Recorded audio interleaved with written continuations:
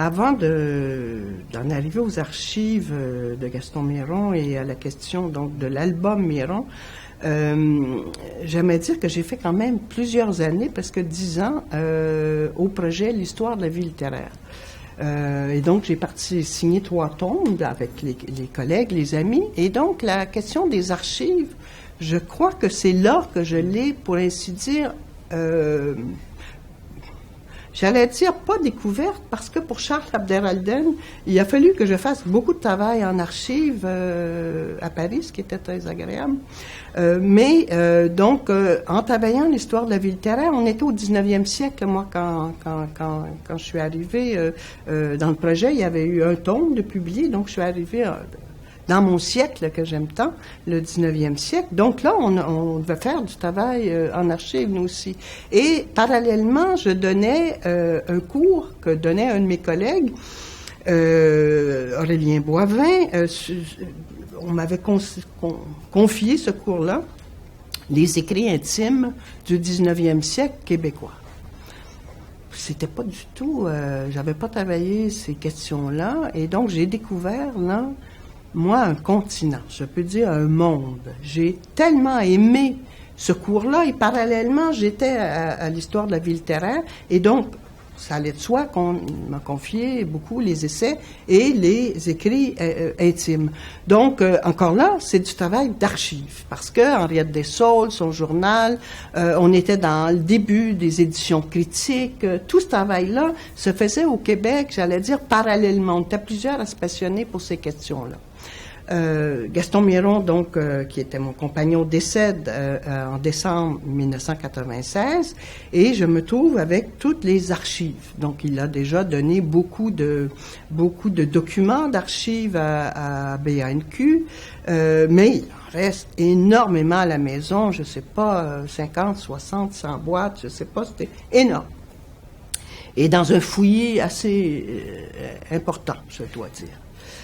Mais qui n'était pas un fouillis pour lui, qui n'était pas un désordre pour lui. Il savait très bien si quelqu'un lui demandait un document, il allait le chercher, il savait très bien où il était. Mais pour moi, qui avait toujours voulu garder une certaine distance avec justement ces manuscrits, les choses, je me disais, on ne vit pas ensemble pour ça. Je suis pas sa recherchiste, je suis pas, on vivait une vie de couple normal, si on peut dire. Et donc là, je me retrouve avec toutes des archives, et beaucoup d'archives que je ne connaissais pas. Donc, il a fallu que je me fasse un peu aider aussi. Il y a eu Christine Tellier, qui a fait un très, très beau livre sur les premières années de l'Hexagone, et donc qui est venue avec moi commencer à classer des documents. Et ensuite, j'ai demandé à Pierre Neveu si ça l'intéressait de travailler avec moi. Et donc, c'est comme ça que le travail sur les archives de Gaston Miron s'est engagé. Et rapidement, évidemment, la qualité des manuscrits, déjà la qualité pour ceux ou celles qui ont vu l'écriture de Gaston Miron, ne serait-ce que sa calligraphie est extrêmement intéressante. La façon dont il travaillait ses poèmes, avec Pierre, on a découvert ça assez rapidement. On le savait, il en parlait, qu'il était toujours dans le repentir, il était toujours dans la réécriture, mais pas à ce point-là où vraiment son fond d'archives poétiques, là, de brouillons, de textes poétiques, il avait gardé depuis les années son arrivée à Montréal, peut-être fin des années 40, puis même encore, il y avait des documents du temps du collège, et il allait puiser souvent des images. Même dans des poèmes, on a trouvé des poèmes du début des années 1980. Il est allé chercher certains vers qu'il avait laissés de côté dans des poèmes des années 50. Donc, déjà, l'archive, pour lui, c'était une matière extrêmement vivante. Hein? C'est un atelier, là. On était dans l'atelier du poète. On dit ça souvent de façon imagée, mais là, c'est de façon très, très pratique. Donc, les photos, j'avais eu l'occasion de voir à Paris une exposition qui lui avait été consacrée à la Maison de la Poésie, qui était à l'époque au Hall.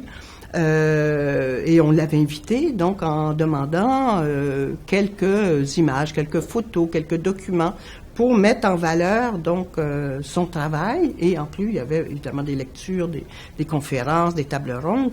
Mais donc, ces images, ça m'avait tellement intéressé, ces images en vitrine. Nous, on n'avait pas beaucoup encore j'allais dire, beaucoup d'intérêt pour ça, curieusement, ici. Il y a Paul Wyszynski qui a fait, avant moi, qui a fait l'album Nelligan, mais à mon avis, là, je le critique alors qu'il a fait un travail remarquable, on lui doit beaucoup, Paul Wyszynski, mais je trouvais que son album était trop encombré. Et le modèle que j'avais en tête, c'était les albums, moi, Gallimard. J'en avais plusieurs à la maison, Rimbaud, bon. Et l'album René Char aussi, que sa femme a réalisé, qui est un album magnifique. Et donc, c'est ça qui c'était mon rêve de faire ça. Et donc, avec Pierre, on a fait des livres ensemble, on a fait beaucoup de choses. J'ai fait une grande exposition à la grande bibliothèque aussi, 2 même. Une dont j'ai été le commissaire, l'autre j'ai été la recherchiste sur Gaston. Et ça aussi, ça m'a amené donc à sortir des documents, à regarder des manuscrits, à découvrir des choses que je n'avais pas bien vues, à mieux connaître son fond, déjà déposé aussi, j'ai exploré ça. Et donc, l'album, c'était une année sabbatique. Et je peux dire que j'ai été tous les jours à travailler à cet album-là avec l'équipe de graphistes, avec l'équipe de l'Hexagone. Ils ont été vraiment bien. Ils m'ont donné carte blanche. Élise Bissonnette, qui était alors la directrice de la Grande Bibliothèque, s'est associée à nous pour nous aider en raison du fond, mais aussi pour certains documents, c'est grâce à elle, à eux, qu'on a pu faire une recherche vraiment plus poussée. Donc, j'ai eu beaucoup d'aide et sincèrement, quand je repense à ça, c'est des mois de bonheur. Et je me dis, je pense que tout le monde faisait cet album-là avec un bonheur égal au mien. C'était très agréable. Et je trouve que le livre est encore beau. Le temps passe et des fois, le graphisme, quand c'est trop marqué, on veut trop une signature graphique, ça vieillit. Là, ça passe, il y a comme des modes, tandis que là, c'est plutôt sobre, c'est le document qui est mis en valeur. Et je voulais pas, moi, parler, je voulais que ce soit Gaston qui présente les documents. Donc, je suis allée chercher des extraits de textes, des extraits d'entrevues. Il y a peu de textes, mais les textes qui sont présents sont des textes qui accompagnent les images où Gaston, donc lui-même, nous présente l'album de sa vie, au fond. Les ouvrages qu'on a réalisés, Pierre Neveu et moi, notre projet d'ailleurs s'appelait L'œuvre éparse, édition de l'œuvre éparse de Gaston Miron. Et ça porte bien son nom, c'est-à-dire c'est des textes qu'il a publiés ou des entrevues qu'il a données, mais dont les textes, souvent, la plupart du temps, sont des textes qui ont déjà été publiés en revue ou dans des journaux, donc que nous avons repris. Ça nous apprend essentiellement, je pense, c'est qu'on a affaire à un écrivain. Lui-même se défendait d'avoir été un peu poète pendant quelques années et de ne plus l'être. Donc, il refusait souvent des invitations en disant, vous savez, moi, je n'écris plus. Moi, je n'écris plus. Je suis un poète de circonstance, poète politique de circonstance, mais poète aussi d'amour malheureux. Donc, quand ça va bien, je n'écris pas. Hein? Je suis un poète de la vie, autrement. Quand on rassemble tous ces textes-là, les poèmes qu'il n'avait pas ajoutés encore à L'Homme rapaillé, c'était son projet, il faut dire, les textes de prose, les entretiens, mais c'est considérable. Sans compter tout ce qu'on a aussi trouvé dans les archives. C'est donc quelqu'un pour qui la littérature, il l'a dit dans un remerciement lors d'une soirée hommage, il avait dit, vous savez, la littérature est toute ma vie. C'est vrai. Pierre et moi, il nous reste un livre qu'on fera peut-être un jour prochain. C'est un recueil de notes sur la poésie de Gaston. qui date justement de la fin des années 40, et ça court j'allais dire jusqu'à la semaine avant sa mort pratiquement.